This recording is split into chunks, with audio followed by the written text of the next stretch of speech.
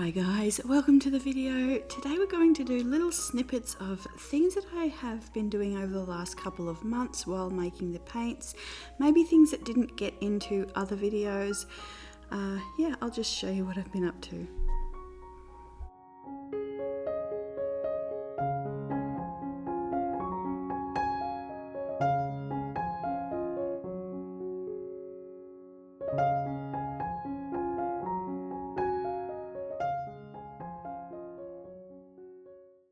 They always say gardens change every year, and I found that no exception with our one. We ended up with a lot of beautiful flowers that we didn't get bloom last year that actually bloomed this year.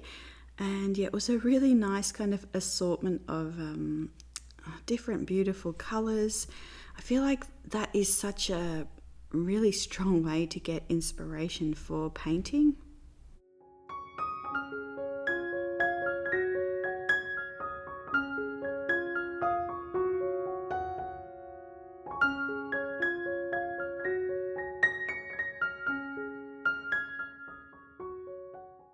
So we've looked at painting the flowers, but when it was really busy days and I just didn't have time to kind of do any of that, I would really take to organising supplies and looking through and trying to figure out different colourways.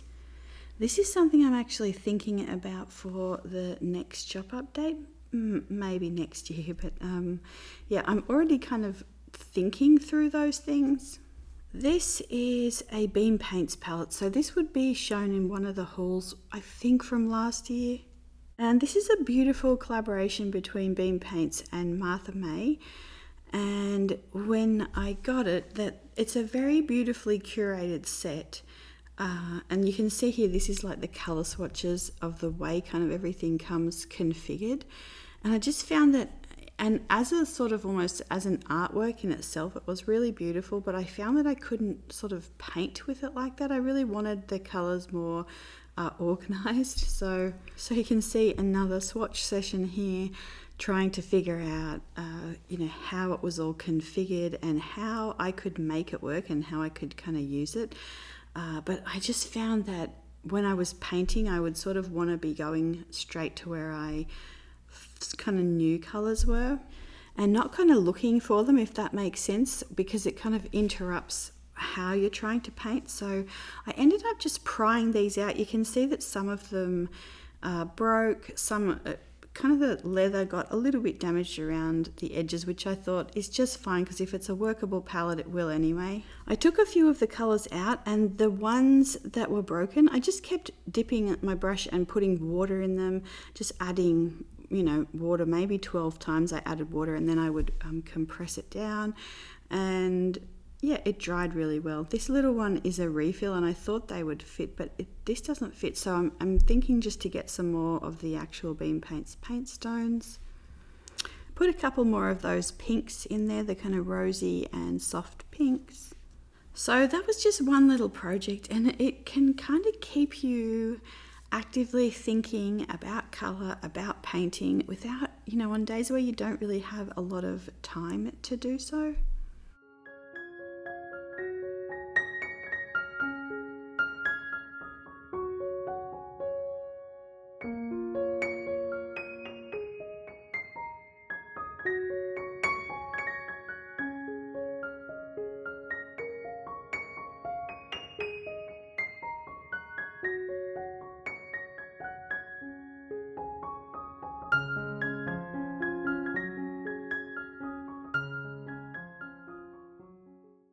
Okay, so these are some RNF drawing oils. These have been so popular since they came out. I feel like everyone really loves them. So those were the first kind of few colours that I got, and then I added some more. I got this rose gold tin. I just typed in rose gold tin on Amazon, and it's a pretty basic one. It came in a pack of 2, but it just fits these really nicely, and then when you close it up, it's airtight, so it helps them to stay sort of not going, like getting that hard skin on them for a while. It means they kind of stay workable for longer. But yeah, that is just another little project. Some days when making the paints, sort of, especially like building the layers in the souffle palettes, you're kind of going deeper in value, then lighter in value. You can kind of change that consistency of color almost. So I was always thinking about that, sort of the pushing and pulling of value, even just slightly, even in a compressed way. But yeah, so I was liking to kind of pull out these supplies and just kind of organize the color. Here's a pastel box that I did a video, a very old video of. I'll see if I can find it and link it, but this mainly contains Sennelier pastels and the Henry Roche, the La Maison de Pastel set. It's the natural set. I've almost always been a little bit too scared to use these. I just really love them. I love kind of opening it and looking at it. But since I've been painting and kind of doing the pastel studies of the flowers, I wanted to pull these out and maybe use them for a sort of larger detailed tulip. So especially when you're pulling out an old supply maybe that you haven't used for a while, it's really nice to reorganize it, try and look at it with fresh eyes, and also do some new color swatches. So that's exactly what I did. And I am using the Clairefontaine, is it Clairefontaine, the pastel matte now. So yeah, it's a different kind of feeling as well. So like, what do the pastels feel like on the different textured surface? So kind of learning a few new aspects of it as well. But yeah, even if you're working with the one medium, it might be watercolor, gouache, oils, you just want to stick to that medium. You can see here, this is just me sitting here doing my voiceover. I feel like it is still really difficult just sitting in a quiet room talking to a microphone. It really does help when you guys comment and I get to know you a little bit, so that I kind of have an idea of who I'm talking to. So that really helps to kind of make it feel a bit more conversational. But what I was saying is, if you just want to stick to the one medium, even doing a weekly swatching session, color swatches, color mixing is so helpful. Even if you feel like you know your things inside out, it's still always so helpful. So another little project that I did, I think I was going to put this in a video, and then I think the video was too long. But I thought you guys might like to see it. So I started a new one of those little Handbook Journal Co. Sketchbooks just for frames and emblems. And I wanted to use some of the ink on the front so it would be a little bit more permanent. But I didn't necessarily want this sort of bright gold. So I actually, you can see here, I always sort of wipe the lid off so that when you put the lid back on, it doesn't really stick. It's easier to get the lid off. But this is the, so it was the Winsor & Newton gold ink and the Sennelier silver ink. But it was interesting doing this. Something within one and the other didn't like to mix together. It sort of coagulated the different formulas that they've used as the base. So I sprayed some more water in there until it was a nice consistency, and then I realized that it didn't have enough binder in it anymore. So I put some drops of gum arabic in with it as well, just to help that sort of have that adhering quality. And then I just took a fine paintbrush and painted the front of the cover. And yeah, I was happy with how that turned out, and it wasn't sort of so brassy gold. But yeah, this was, I think I kind of did a little flip through. I've probably done a little bit more of this, and I might do a flip through of this at some point. But these notebooks have been so nice to use. This is the Kakamori, this is the copper nib. I am not sure if there's much of a difference between this and the gold one. Like when you first kind of feel it, they say it's a bit softer. I'm not sure if it is, but it's definitely a pretty color. I feel like I would have to use it a lot more to kind of get an actual handle on the differences. But yeah, it's a really nice nib. Main thing with these is that if you're drawing for a long time, it holds a lot of ink, so you don't have to keep dipping it in the ink. And then you can tilt the pen differently and get different line variation as well. I also like it because I feel like it makes me sketch a little bit, it makes me loosen up a little bit when I sketch. But Huckleberry. These sketchbooks have become pretty invaluable as far as just having something little on the go to, I used one for the annotated sketchbooks and I have finished my second one, so we'll do sort of an update on those. But yeah, they're quite nice to just be able to pull out and record small things, either through a little sketch, a little swatching of different supplies, even just writing down something that you saw or something that you thought about.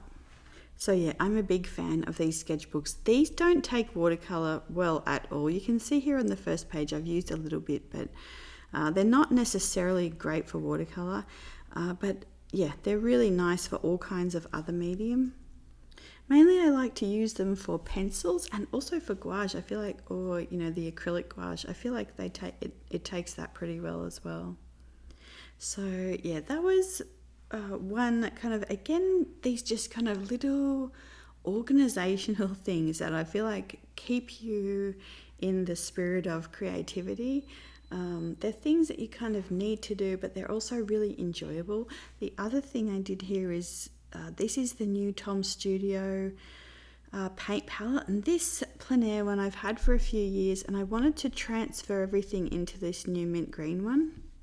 So I just wanted to show you, if you have a palette that you want to move, but you have like a bunch of paint squeezed into the wells and things, you can easily just pry that off. And then I just used like a little X-Acto knife and then put some water on the new palette and it'll adhere. And then yeah, you can even use the remnants that are left on the palette, and then you have just a beautiful new palette. I love these. I always take the kind of middle thing out. Well, generally I do. The other thing I wanted to share with you was a little bit of footage of packing up the orders last week, courtesy of my mum actually. She wanted me to do this. Some of you may have seen some of this on Instagram, but I'll just let you listen. Hi guys, I'm just going to show you here, I've been putting together, this is probably going to be the last order I pack up. This is one whole order, so really beautiful order. But yeah, I have been packing up these last orders. Look at those two colours together. These two ladies paint together. This lady paints with her mum, which is just amazing. I just love all the different kinds of orders. It's been so nice to see what you guys pick. And this is, you can see this needs a clean up, but these are possibly going to be available. This is the aftermath. This is where I finished packing everything. I just go through and make sure I'm happy with the boxes, want to rebox anything, and then from there I pack all the orders.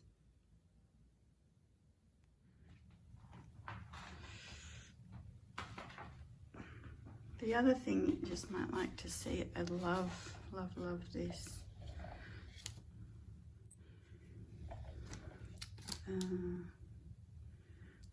I keep so in these I keep other things I've been thinking about working on, which I might show you all in all those one day. Some paintings.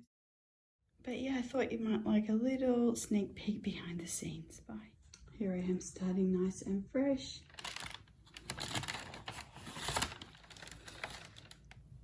So just be careful unwrapping everything.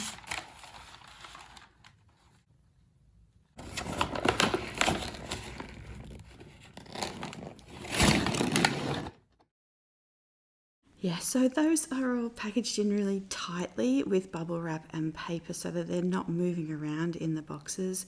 But what was I going to say? This was, some of you may have seen this on Instagram. I forgot to put on the sound on sticker, so hopefully you caught that. But yeah, it does take quite a while to kind of compile the orders, to check that everything's right, and then to wrap everything up. So I am so pleased that they're on their way to you now. We actually tried to take them on Friday, and my phone said that the post office was open, but it was actually closed. So they have gone out actually Monday morning. So, and then there are 4 more that I need to send off. There might be a couple of little ones where something was drying, and these will all go off this week, but you can see these are really large orders.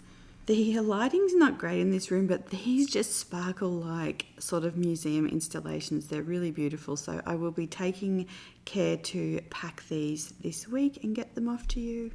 Other than that, I hope you've had a lovely week. And let me know when the paints arrive and that they arrive safely as well. I'd love to hear from you about that. But have a lovely week. I am going to show you a little bit of footage of a cake that we made for Father's Day. It's a cherry ripe, chocolate cake. So enjoy. I will see you guys soon. Bye. Oh, and also after I did the inventory and packed everything, these 2 are still available, so they're in the shop and they'll ship out this week. Okay, bye.